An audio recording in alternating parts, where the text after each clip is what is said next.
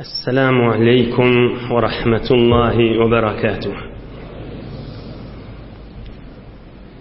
بسم الله الرحمن الرحيم. الحمد لله الذي هدانا لهذا وما كنا لنهتدي لولا أن هدانا الله. حمدا كثيرا طيبا مباركا فيه. الحمد لله عدد خلقه ورضا نفسه وزنة عرشه ومداد كلماته. اللهم صل وسلم وبارك على عبدك والنورك إمام المتقين سيد المرسلين سندنا شفيعنا مولانا محمد النبي الأمي الأمين وعلى آله وأصحابه وأنصاره وأتباعه أجمعين. لا أسألكم عليه أجرا إن أجري إلا على رب العالمين. اللهم وفقني لبيان ما يحتاج الحاضرون إليه وما يصلح أحوالهم.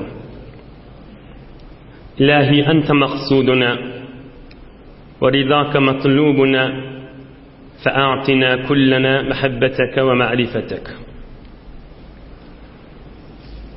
Büyük Allah Tebaraka ve Teala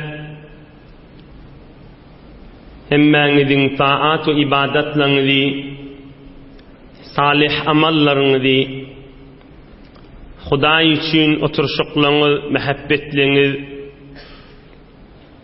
giyeceğin içinde Cuma namaz del, ayet namaz del, fakat alım meclisi, iman meclisi deyip de Hak Resulullah Aleyhisselatü Vesselam'ın süyücü yaşayışından ve almalı derslerinden daştan yakından eşdersip, istifade edersip gelmeniz Büyük Allah Teala hemmenizden kabul edip de dünyanız, ahiretiniz abat olsun inşallah.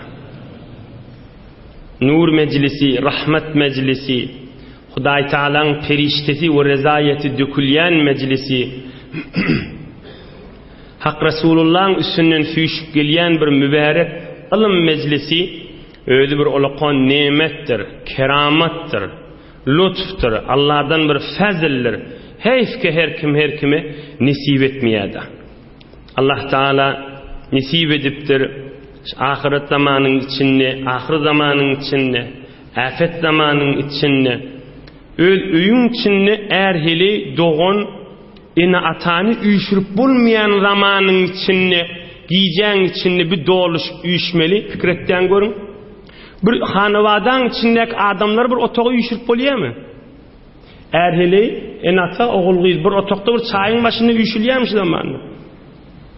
Uyuşurup bolanak, uyuşursun de yürekleri yarılıp var ya basımrak bir çıkıqa çıkıcakten ya kıyvi ya oğlu ya eneti ya dedesi ya eri ya hili bir yürek bir mehabbet bir imanın eteğini köpüsü elhamdülillah cavan vaktinde olup da şüzerek uyuşmeli hala hadir de giyip geliyorlar mehabbetin eteğini o da giyeceğin içinde elbette dinin izzati ve dinin keramati ve dinin keşişidir. Allah Teala dünyanı ve ahiretini abad etsin inşallah. Bir gecede ihlas adam dinine, Müslümançılığına hukku etmesizlik merde amal olmak gürlepte kalmasızlık bir bahana bir sebepler bilen ay işim var ay men kan onama ay buullum bağlarımda o cürede ya buullum pulumken ya men hileyim bütüslü ya men erim bicire ya men oğlum şom bicire hiçbir bahana hiçbir da sebepli dine amel etmeden kalmasızlık barada bir esasen bir gürrünler var. İki kıssan eteğini Resulullah Aleyhisselatü Vesselam'ın şagirdlerinin kıssası dünya boyunca tarihte senetli tarihte tarih-i beşeriyette sabit bolan gürrünlerden kaş şun akşam kaydılacak gürrünler Bitin bir Türkmen doğançıklamıdın hele erkek gelin gıydı oğlallan kulağına yetse da şun kuvurdun. Hemi şekilde de muhim. Aslında Türkmenler bitin Müslümanlara, belki bitin insanlara şiicik aydılacak gurrunları eştip otursalar da. İslamiyette o Müslümançılıkta büyük insanlar geçerliğin bir eşseler de. Dünyanı lerdana koyup yerüğünü anıldık koyan insanların gurrunun eşseler de.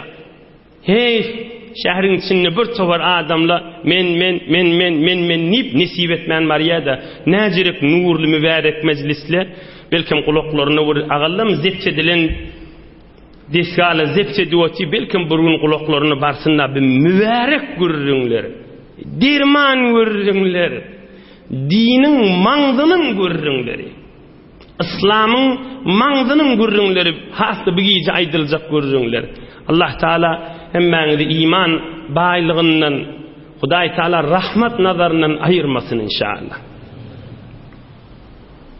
Geçen haftelerde Resulullah Aleyhissalatu vesselam özünün şagirdleri sahabalara ne dedi? Cenge Tabuk men cenge ütecek İmparatoriye Rum'un ceng etmege her kim öyünne pulu olsa, malı olsa, diyesi olsa, hurması olsa getirsin neydi. Ve her kim de gücüne vere getirdi. Hatta bir sahabalar birce kilo hurma getirttirler. Garipmiştikler. Hazreti Abdurrahman ibn Avf yali maldar, pullu adamladı, kan zat getiriptirler. On gurrunu mufassal odal geçti. Ama bir gecede وجاء البكاؤون يستحملون رسول الله صلى الله عليه وسلم bir neçe sahabalar beter garipmiştikler. Hurma getireyin ise hurması yok. Belli oluyor günü geçiyenmiştik de o adamdan. Yani şun çayın işte ya suyun işte hurmasını ise ertiye radı yok. Eğer öyünü bir zat bağ olsa da peygamberimize getirecekler ha. Aham bunlar inni cengden kalmalı olacak. Ne mi deyip? İyeyin nitele yolda imanı da diyor. Mineyin nise atları diyeleri yok. Ne etmeli aham? Piyade gitip olacak mı? 1000 kilometre olacak der. Aham bunlardan Hud Kur'an-ı Kerim'de vaha şu vurduğunlar okuyup manasına isem bugün kuvurduğunlar kalacak. Kıyıskarak geçeyin. Peygamberimizin yanına geliptirler. Peygamberimiz Aleyhissalatu vesselam'ı deyiptirler. Bize de bir miktar hurma versen, ya diye versen, ya bir novalaşıp minmeli olsa biz gidecek deyiptirler. Peygamberimiz de aydıptır. İnni cenge teyyarlının vaktları olmalı. Gidilmeyen uğraha anne. La acidu ma ahmilukum aleyh. Sure-i Tevbe 92. ayet Kur'an haş. La acidu ma ahmilukum aleyh. Peygamberimiz aydıptır. Men size hurma vereyim desem hurma kalmadı. Size düye vereyim desem düye kalmadı. Size cenge ütmen kala kan deyiptir. Tevellev ve a'yunuhum tafidu mined dam'i hazanan alla yacidu ma yunfikun. Ey cemaatler, yanka adamda ne mottur? Gözlerinden yaş akıp ellerini yüzüne tutup ağlaşıp peygamberin ondan çıkıptırlar. Huday da şuları teyit ettiye ha. Tekrar edeyim. Tevellev ve a'yunuhum tafidu mined dam'i hazanan alla yacidu ma yunfikun. Öyden çıktılar peygamberimizin yanından. Gözlerinden yaş akıp müngürüşüp çıktılar. Bizim peygamberimize berer yanak pulumuz yok, miner yanak diyemiz yok deyip ağlaşıp bir öyde bir adam ölür ha, öyün içindeki adamlar ağlaşıp çıkıyanlarla. Çocuk ağlaşıp çıkıptırlar. Cenge gidip bilemedi ak deyip ağlaşıp doğru ha. Huday bunlara icazet verdi ha cenge gitmesen boluya deyip. Ey cemaat, ey Müslümanlar, nem deyip ağlamalışılar. Ha bolya, ay bolacak da olurumuz var da deyip ağlamalına. Şu cengden galiyasip Peygamberimizin yanına yoldaş olmadan galiyasip Peygamberimizi uğratmalı, sahabalar 30.000 nefer daha uyuşupdyr. Şolar ogratlar bula gözde qalmaly. Owadaky münafıklar ýanyk ya owadaky heleyle ýanyk bolup şoňa aglapdyrlar. Ohum şey dip aglap ikisi çykanna öwlerinden sahabalyň biri çykypdyr. Näme aglap çykdyňyz daý, näme diýipdir. Her kim görse aýdajak kepde, näme boldy diýipdir. Onda o ikisi aýdypdyr, Peýgamberimizin ýanyna geldik, bir diýe hurma bir zat bolsa biz de jeň meýdana gideriz diýip, Hak Resulullah aleyhissalatu vesselam bize aýtdy, la ajidu ma ahmilukum aleyh, sizin mindiler ýanyk diýe ýok, men ýanymdakylar tamam boldy diýdi. Şoňa aglap diýipdirler. Onda o sahaba aýdypdyr, men iki diýem ba diýipdir, her gaýsyna da bir çanak hurma beripdir. Olar begenişip her gaýsy diýem minip şu çanak gap hurmalaryny alyp Hak Resulullah'ın ýanyna gelip bula da teýýar boluveripdir. Emma iki sahaba ýene gally. Göreyli o iki sahaba näme gördüňler tapýa? Näme? Hudaýyň rizaýatyny tapjak bolup, jeňden galmajak bolup, o jeňden galsa näme diýerler? Hazreti Vasile radıyallahu anh bütün insanlara, bütün mollalara, bütün ahullara, bütün soflara, bütün pirlerden halifalyk alıp, hilafet alıp, halifa adı bilen girip berilleri, belki bütün adançı ve tamam Allah'ını zikretýärlere, belki bütün insanlara bir olukon dersleri var. Gawjatda kulağın gel. عندما نادى رسول الله صلى الله عليه وسلم في غزوة تبوك خرجت إلى أهلي. Hazreti Vasile diyen garip sahaba Peygamberimizin ýanyna bardım. Sana mindirer ýanyk diýe ýok diýdi. Am narahat bolup öýüme bardım diýe. Öýüme gaşyn bar ýaqam fatafiqtu ila al-Madinati al-Munawwara unadi. Medine'nin şäheriniň şuluk ýerini giyirip gıýgırmana başladım diye. Näme diýdi ham gıýyryp? Ala men yahmilu rajulan lahu sahmuhu. Ey musulmanlar, her kim meni diýetine mindirse, jeň meýdanynda öwde jeň mada, jeňge Tabuk ba. Jeň meýdanynda mala ganimetden kafirliň pulundan, malynyň diýetinden musulmanlara bir zat ýetse, maňa da bir pay berilse, men şu alan paýymyş diýen ýetine berjek. Özüme garip mal bereýin diýsem malym ýok.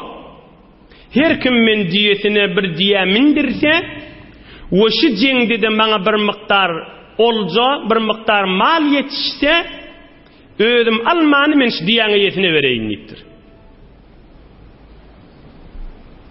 Yani näme? O yani izi görünün oçyda. Bir zat tapsa gitjekden na. Bir zat tapsa gitjekden. Ey adama Hudaý hakıl beripdir ha. Ey hakıl zamanına yaşayan insan. Ey ilim zamanına yaşayan insan. Şu zamanın adamları ne kadar gürlüye. Gürlemeyemi. Näme diýip? Bu zamanın adamları düşümli, bilimli, bu zamanın adamları asri elim bolupdyr, asri kompüter bolupdyr, kişi çağa çyklaba, häzir medresägdene kompütere girip çykýarlar. Hop, dine gedek kalsa, soğa işitmeli bolsa, öýüne mehabbet etmeli bolsa, adamsyny öldürmeli bolsa, heleýini öldürmeli bolsa, öýündäkini öldürmeli bolsa, doganyny öldürmeli bolsa, hakylyny işletýärmi? Bir soğa işitjek bolsa, zereňlige girýärmi? Muň etip duran işini özde. Fakir näme ýol bilen gitjegin bilen aka. Adam soğa iş etjek diýse çäresini tapýan ha. Ey cemaat, men işimma, men goýnumma, men karman, men işime ýetişema, ay men başym şuluk, men bir zat, näme dini bikar adam tutmalymy? Baş şuluk adam din men işi bolmalylarmy? Musulmançylykmy şu? Allah'a kıyamet cevap vermelilermi? Ölüme imanı yok mu? Burun ağaç şanı kop yapmar mı? Şu kadar cenazeler gıygırlıya ders almalılar mı insan? Senin menden sağa adamlar değil mi? Geleyli gurruna. Bir adam yok mu deyiptir meni mindirse, her kim meni mindirse, bana yeten payı şona verecek deyiptir. Qala şeyhun minel ensar, lana sahmuhu, ala en nahmilehu ma'ana, ve ta'amuhu ma'ana. Fakultu naam. Ohun bir qarra adam mamıştık Medineli Müslümanlardan. Sen bana minnittir. Yönü diyeme yok sana berer yalilittir. İkimin novalaşıp münasiptir. Ka sen minersin, ka men minernittir. Novalaşmak da bir salkın sen minmel, bir salkın men minmel. Bu ya duydum deyiptir. Ne bir gidecekten bir benimle. Qalacak kaden bir. Qala tesir ala bereketillahi azze ve celle. Bu ya duydum. Men novalaşmalı olsa gideyin o qova adammıştık olyan yaşılı. Näme deyiptir? Bir an novalaşmalı deyiptir. Bir de sen iyicek naharın mennen deyiptir. Sen iyicek çay çöreğin mennen deyiptir. Yankı diyan iyesi. Yöne sana düşen payın bana vermeli olyan deyiptir. Bulya deyiptir. Ohum yankı yaşılı näme deyiptir? Min diyame yör diýmendir ha. Ala berakatillah. Qova adammıştık ha. Allah'ın beren bereketine qaşyn min onu deyiptir. Men malum men diyame min nimendir ha. O köpleptir. İmanlı adam da, Müslümanla minnet etmeye da beren zadına. Yoksa minnet etmeli, hanonnu men diyame min onu diýmeli. Yok ona aytmandır. Fesir ala berakatillah. Hudaýyň bereketi bilen uğraýlyň onu diýipdir. Yani işi diye, Hudaýyň beren bereketi diýdi. Aha minnik we oğradyk diye. Faharajtu ma'a hayri sahib. Qova adammıştık benimle. Bana qov yoldaşlık etti diye. 1000 kilometre ha. Yoksa seferde he ora qov düşünýänsiniz. Seferde adam ýadanna ahlakları ütgüýändir ha adamlaryň.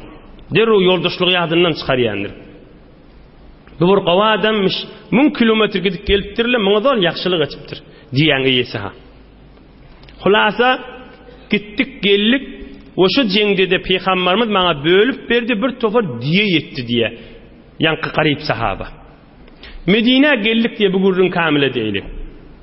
Ohum men diyeleri sürüp, ol meni akiden diyen iyesine bardım diye. Näme etmeli? Diyeleri bermeliler. El mu'minuna inde şurutihim. Müslüman şertine gaim durmalı. Müslüman vaadesine gaim durmalı. Ohum diyeleri sürüp, ol diyen iyesine elttim diye yankı yaşula. فقال سقهن مدبرات ثم قال سقهن مقبلات فقال ما أرى قلائسك إلا كراما. O yaşlının yanında diyeleri elttim. O yaşlı bana aytti diyeleri şanrıqlın sürdü deyiptir. İzinden gözep durdu diyelerin. Diye tanıyan adam olmalı o yaşlı. Anra gittim inni beriklinle Allah'a ayttiydi. Ohum men diyeleri berikliğini alıp qaytdım. Yani diyeni evnen, izinden yürüyüşüne öyle gözleptir da. Öyle diyelim avadan diye ha deyiptir yan kıyaşılı. Ohum men aytdım. Naam, innema hi ganimetuke allati şarattu laka. Havada ozal bir vaadeleştik. Her zat sana yetse, bana yetse sana vermeldi. Şu diyeli yetti senki diydim. Yaşıl näme diyen bolsa gaway. Qawa adamlan gurrunu görsen ay. Müslümançılığı görsen ay, imanla yaşayan adamları ders alsan ay, o yaşlı näme deyipdir? Huz qalaisak yabna ahi, fagayra sahmik aradna, fagayra sahmik aradna, fagayra sahmik aradna. Uyih deyipdir. Diyeli özün kim olsun deyipdir.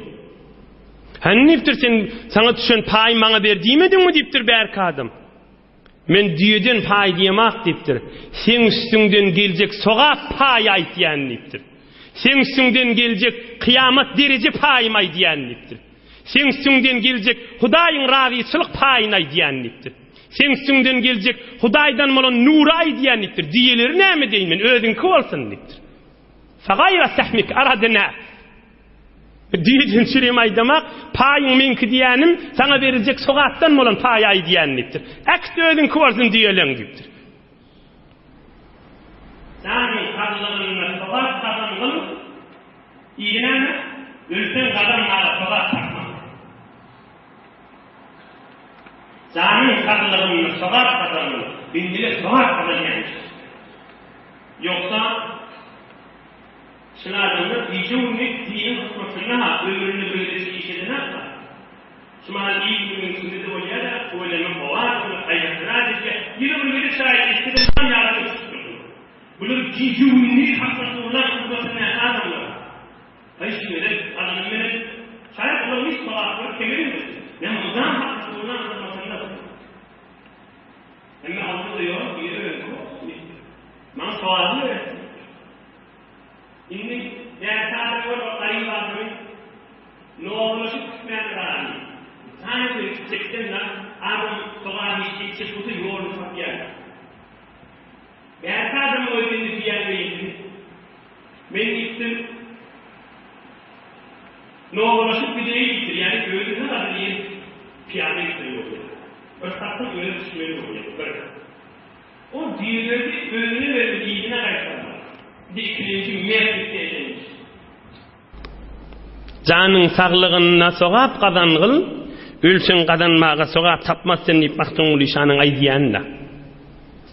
İkilinci kıssanın aydiyin yönü ikilinci kıssa geçmekek, ey cemaatla, adamlığın bilip koymayamıştıkla haberdadi. Şular Peygamberimizin şagirdi. Şular amel ediyenmiştikler ha. Bizim yurdumuzdaki adamların köpsi alımlı adam ha şu elhamdülillah. Bir halal näme haram näme din bilýärler ha. Nämeden çürüm haramdan gaçylmalar. Näme dip halal we Allah'ın ışqy we Allah'ın zikrine gaşyn we Allah'ın muhabbetine gaşyn geçmeler. Näme dip amalsız galmaly. Näme dip yaltalyk insanyň wujudynda bolmaly. Bilýän şun gowdatdyny yaltalyk bada wujudunda Hudaýdan dile hak Rasulullah dua diýenmiş. Allahümme inni a'udhu bike minel aczi vel kesel. Hudaýa men yalta bolmaýyn diýenmiş. Dehret kıl, Hudaý zikret, subhanallah, elhamdülillah, adamdan yaltalyga ýerýändir ha Hudaýyň zikri. Bir teberrük birje İbn Mes'ud'un bir kefine aýdyn. İbn Mes'ud kim? İbn Mes'ud peýgamberiň bir sahabasi özü alimmişdik. Nämişdik? Alimmişdik. Başka peýgamberiň şagirdleri sahabalar sorak bolsa İbn Mes'uddan soraýanmışdyklar. Beherhal İbn Mes'ud näme diýär? Kana ar-rajulu minna iza ta'allama 10 ayatin lam yujawizhunna hatta ya'rifa ma'aniyahunna wal 'amala bihinna. Peýgamberiň şagirdleri Kur'an öwrenenini 10 ayat öwrenirdiler ve ohum durardylar ustadyna häzir hoş diýerdiler.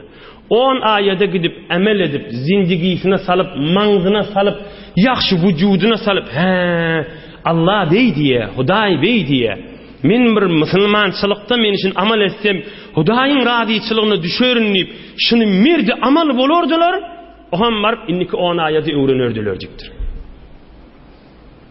O ayet 10 ayetden sonra ol 10 ayet. Hatta şeytirip bir para çöküp ýançaly bir näçesini 5 ýyl wagtlary geçýärmişdi. Emme şu tamam vücudunu sindirip geçýärmişdikler. Merde amalmışdikler. Döwrüň müddetdagy. Ey ýaşdaş dost. İçeriğini düşündir. Onumun müddetdagy Hudaý üçin musulmançylykda amal etmeden galama. Ulukon amallan galynýan zat onumun kan wezelýärdi. Yani näme onumun kan wezelýär? Mundan bir utanýa, ondan bir çekinýä, on bir kefinden gaçýa, onu bir zat diýermi qadiýa. Birje kefaýden aham tamam edeýin. Ey cemaat. İlunyň için gözlek görüň, men açyk aýtyp bereýin. İlunyň için gözlek görüň, bir ulukon sawatly tahsilkarda adam. İlunyň için men nipiren adam. Ya bir çofan, ya bir atdy adam, bir zinana, bir erk adam, hor, garip işi düşüp baranna, şu binden işi düşüpdir deyip sağman yola salýansan. Salmaya yola. Hemmeňiz gowy bilýändir. Ay bir forumrak şonu gowuk göbermelen hemme kişiň barnamasy.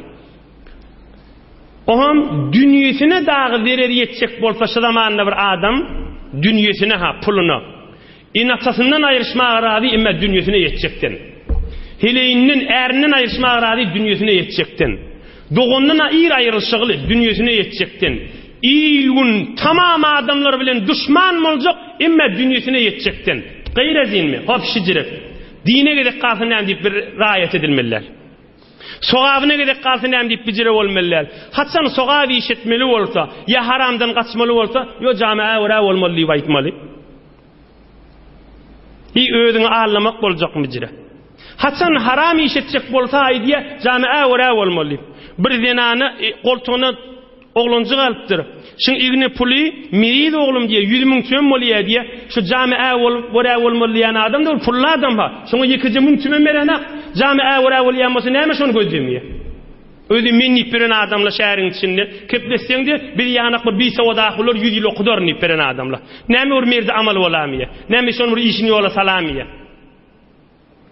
Hatsana çeliği yönü keplep vaktini geçirmeli. Hatsana çeliği ömrün şeytip Allah geçirmeli. Neymi deyip iyiliğinimizin içinde ulgu adamlar köfelmeliler. Bir merde amal, bir yüzü nurlu, bir yanına oturun doğru canına koşulayan, bir kepleşinde yürü açılayan adamlar tapılıyor mu? Bu ahuncan öz oğlun soğu yanına oturup biliyor mu diysene şöyle adamlar. Öz zinanızı yanına oturup biliyor mu, eri yanına oturup biliyor mu diysene ay. Hulasa şu zamana hemmemiz biliyet nahilli düğünü. Şu zamanında da halkın goğununu ölecek olup dahi soğabından qalarlık dedi. Näme deyip halk dünyasına gedek kalsa onun bunun goğununu görene dinine gedek kalsa onun goğununu görecek bolup berme. Seni tıkıp kuyun içine salar o hem de hoşlik görür. Eşitmeyen iyiliğinin içinde. Hulasa amal etmeli, mehb olmalı. Bu adamları görün perişte olup geçiptirli. Ölün moyladı ruhlar cennete kaşın geçiptir. İkilenciğinle geçireyli 15 dakikada o vaktimiz bahadır. İkilenci Hazreti Ulbe bir de bir garip sahabelan biri. Hazreti Ulbe ibn Zeyd radıyallahu anh ihlas adamsınmıştık. Huday bilen irtibatı, Hudaya aşkı mehabbeti mehirde adammıştık. Hudayın huzurunu hokkusu da adammıştık. Müslümançılığını mekanmıştık. Bir de Peygamberimizin yanına vardır. Peygamberimiz zat yok men sana berer yaliptir. Ahım öyüne ölüptür. Sizi akşam oluptur. Ahım bir karanlık yana çıkıptır. Faharaca minel leyl. Fesalla ma şa'allahu azze ve celle. Karanlıkta bir yana çıkıp inni bir cengden qalcığın açık biliptir ha. Mına adam tapılmandır. Bunu mindirer yana. Bir hükmen cengden qalcıqtan galiya demözdü. Hazreti Ulbe ibn Zeyd radıyallahu anh. Akşam karanlık yana çıkıp bir neçe reket teheccüd nefil namaz okuyuptur. Onu kol götürüp gözünden yaş aktırıp hork ağlap Hudayı bilen kepleşmene duruptur. Özünü yaradan Allah'a öz kursuğun nekid adı arz etiptir. Allah'ı zul arşil azima, Allah'ı zul celali vel ikrama, Allah'ı semiyun alima, hazır ve nazır olan, evvel ahir olan, zahir ve batın olan büyük Allah'a kaşin kursuğun nekin çıkarttır. Ey Rabbim Allah deyiptir. Sen parz ettin, Resulün bize buyurdu cennet gitmeli deyip. Meni de garip ettin deyiptir. Men malım yok çıkarıyali. İyer yağlı adım yok deyiptir. Men diyem yerde olsun minip gider yağlı deyiptir. Menni gidesim geliye, gideyin yenim menenni hak Resulullah man qalliydi. Doğatın neydi vatiha. Ey cemaat, şu taada bir zat sadaka etiptir Hudayın huzuruna. Näme diyem olsa hoşlu adam. Ey nagat qova adamını qovu ol yeri. Ey cemaat, qarib adam bir sadaka vertir da şu giyce Hudayın huzuruna. Ey cemaat, qarib adam näme sadaka vermeli? Radyo ahim. Ohum aydiptir. Allahümme inni atasaddaq bi kulli mazlimetin li. Hudaya men sadaka berýän dipdir. Şu mahaleçeli we ölüýünçem her kim meni uran bolsa, her kim maňa söýgen bolsa, her kim meni ýemden gıybet eden bolsa, her kim maňa degen bolsa, men şoň günahyny geçýän, şonu özüne sadaka berýän, şol adamy kıyamatda tutma, men berjek sadakam şi, ey Allah menden kabul et dipdir. İnni atasaddaq ala kulli muslim bi kulli mazlimatin asabni. Men mal vereyim niysem sadakam yok. Emma her kim maňa degen bolsa, eli bilen maňa degen bolsa, men özüme, men bedenime, men abrayma, men şahsiyetime, hulasam maňa näme zulüm eden bolsa men şonu geçýän dipdir. Şonu sadaka etýän dipdir ýygyna aşyn. Yani musulmanlara kömek ederýän pula ýok, ýöne musulmanlaryň kıyamat ýükü ýeňil bolsun diýip kömek etdigi bolýar. Musulmanlara kömek edeýin diýsem pulum ýok, emma kıyamatlaryna kömek etdi ha. Her kim şolaň ýynden gıybet eden bolsa ýa birden bolsa geçdi günäsini. Ey türkmen dogalla, näme bolan bolsa gowy. Summa asbaha ma'an nas. Erti bolupdyr, hemmek sagaman örüpdir. Faqala sallallahu aleyhi ve sellem: "Eynel mutasaddiq hadihi leyla?" Peygamberimiz aleyhissalatu vesselam hemme sahabalar üýşuli günne üýşýär omoga. 20-30 ming nefer sahaba jeňe çykden ha. Ey sahabalarym diýipdir. Bütün akşam sizin biriňiz sadaka berdi, kim şo diýipdir. Eynel mutasaddiq hadihi leyla? Bütün akşam sizin biriňiz sadaka berdiňiz, kim şol diýipdir.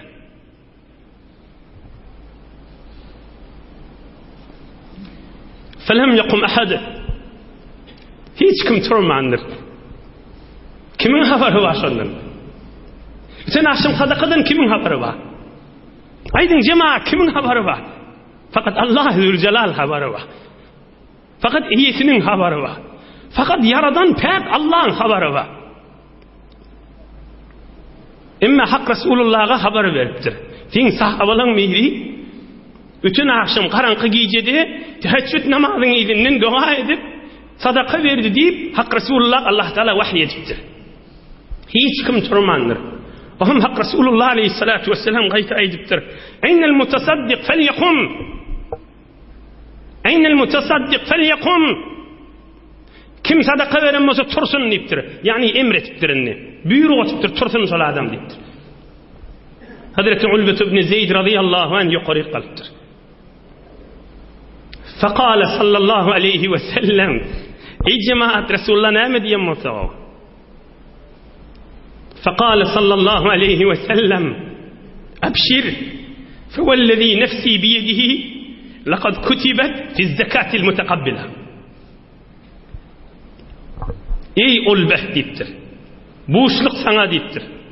Sen bütün akşamky berin sadakan Hudaý Taala şonu bir halal çörekli gow adam zekatyn sadaka vermeýärmi? Şoň hesabyna kıyamat öňünde çykarýar ýazyryp goýdy diýipdir. Abşir fewallazi nefsi biyedihi laqad kutibat fi zakatil mutaqabbala. Bir halal çörekli gow adam zekatyny bir garyba berýändir, o da kabul bolýandyr. Şo jirek sen berin sadakan kabul boldy diýipdir. قدم پیش نه کز ملک بگذری که گر باز مانی زدت کمتری. حضرت سعدی علیه الرحمه ایه.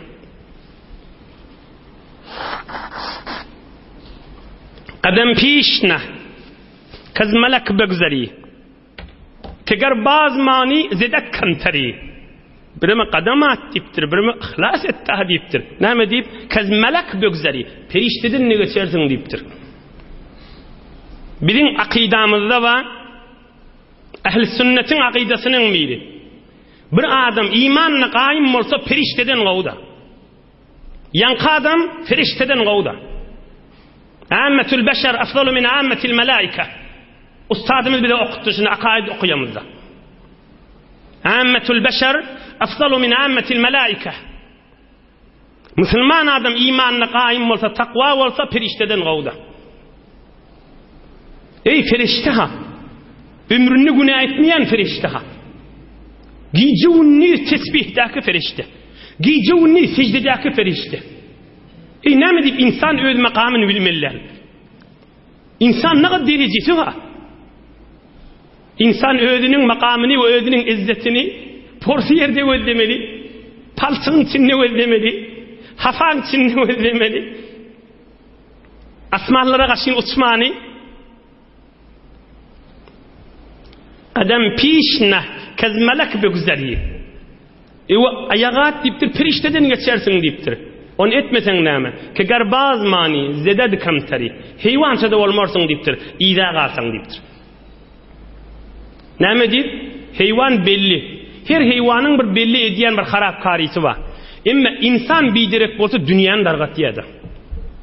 Gayra din mi? Şizire değil mi? Bir heyvan belli de harapkarisi. Ya oğurluğu etiye, ya sen fat koyunun dargatıya, ya sen tavuk süçen dargatıya. Belli etiyen işleri var. Ama insan harap olsa zenanası, eri, mahalledeki adamla, mahalledeki zenanla, kuçan içinnek, hem kelasları, hem otağıları, hem danışkayisi, hem kari, öz içinde her gaysi olsun. Sataşan adam o sataşmadığın dünyanın harapkari etiye. Ondan için Hazreti Sa'diye aydıptır. Adam pişne, kez melek bögzeri, ki garbaz mani zedek kamtari. Heyvanca da olmaz deyiptir, pers olar deyiptir. İni bu adamla pirişte ol keçiktirli. Huday Teala'nın ışkınna ve bu adamın gurrununu görsen hayı, bunun gurrununu şehrin içinde bir gelilleri oluyor, erinin için yakıp, erde zat deyip bilmeyen gözdek kalıp, erinin gözünün alını keyfini alıp da öydün çıkık diye daşarlayın, rahmetmeni öydünün oğlunun uşağına, ya öydünün dinanatını rahmetmeni, oğlunun uşağına rahmetmeni gü çıkık git diye ağladık koyuyor. Şol adamның da kulağına barar mı kam şizirek bir perişte yal adamdan görürüңü? Şizirek bir beyik insanlan görürüңü? Şolorda bir yala adammıştık, gözlüğü kulaklı, iyenmiştikle, içiyenmiştikle, bir yala insanmıştıkle, olorda muamele diyenmiştikler, ama periştemiştikler. Bir-birini geçirimlik, bir-birini hayır dua etmek, Müslümançılıkta şizirek. Ya bir topar pirlere kol verip, sofu olup, Hudayın ışkına kaşıyın geçecek diyen insanla kulağını girmelermiş. Ya mufti oluptur, insanlara halal haram fetva verip veren mi oluptur, insanların ışkına mehabbetine, insanlara rahmetlerine girmeler mi? İnsanların hizmetine girmeler mi? İnsan bu bütün alim cihan Müslümanlara hayır dua girmeler mi? Ya pirlerden halafet alıptır, pirlerin halifesi oluptur. İnsanların mehabbetine, insanların suyuculuğuna, insanların dininden süreyim, insanların Allah'a karşın geçmeden o kıyamet yeniliklerinden süreyim, yürüklerini ağırtmalılar mı? Ya yönü kavaat bilen gezmeli mi? Ya bolormuş o kavaatla? Bolmaz hiç vakti. Kıyamet at sorulmuyor. Kıyamette iman ve amel salih soruluyor. Kıyamet iman ve amel salih soruluyor. Kıyamet iman ve amel salih soruluyor. Bir büyük insanlar olgu edmeli. Allah Teala yaşayışınızı nurdan, bereketten doğdu etsin. Huday Teala dünyanı da ahiretini de abad etsin. Yaşayışınızı nurdan, mehabbetten, bereketten doğdu etsin inşallah. Huday vatanımız emniyet etsin. İttihadı ağlı birlik, mescid medreselerimiz, dinimiz, dünyamız abadlıktan ayırmasın inşallah. Huday içerilerde hem mekşina rahat, bereket, mehabbet yok deyip, ağlı birlik, mehabbetten dolu etsin inşallah. Marizlerimize şefa versin, gözlü yerlere kuvvet versin, derdin eteğini, ağır yükün eteğini, Huday deyip geçirip bilin, gelirler ya erkek adamlar var. Huday şolara kuvvet versin, yüreklerini giyinlik versin, devreğin neklere rahm versin. Bir alhamd kul huvallahu okuyayım, ötüllümüzün de ruhunu şad edip, iyilgun vatanımıza da dua edelim, okuyuverin.